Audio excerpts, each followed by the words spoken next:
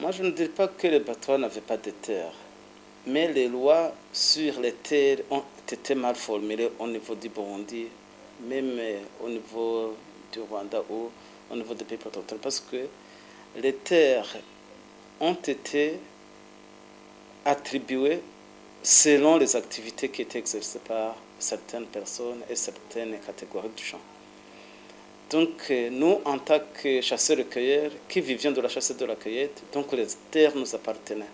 Mais pour donner des certificats fonciers ou pour donner de droits d'exploitation, on a pensé seulement à des personnes qui exercent l'agriculture et l'élevage, comme si, par exemple, les chasseurs qui occupaient avant les terres, avant que les chasseurs et les agriculteurs ne les occupent, n'avaient pas une activité rentable ou qui leur confierait le droit d'occupation.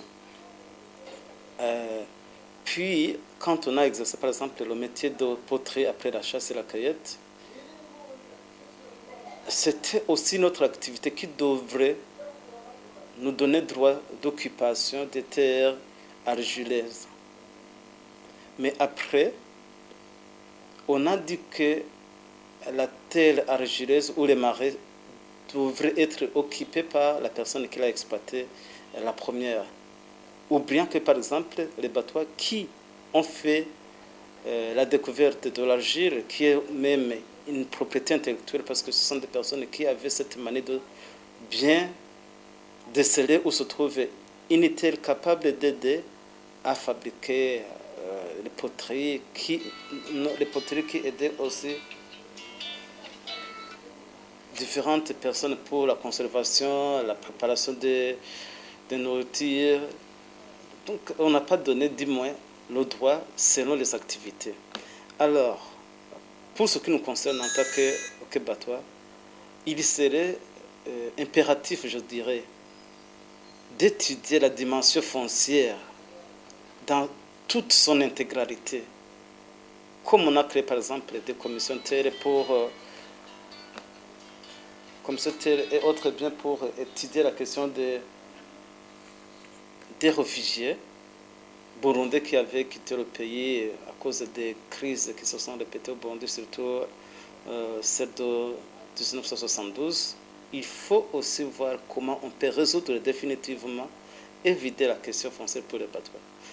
Aussi, moi je pense que les bailleurs viendraient après. Mais la question des Batois, c'est une question nationale. C'est-à-dire que même au niveau politique, il faut qu'il y ait des lois qui protègent la minorité Batois.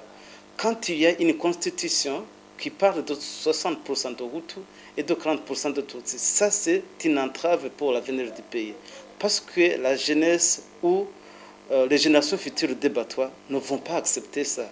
Donc s'il y a des guerres qui se répètent ici au Burundi, c'est parce qu'il y a eu de mauvais départs.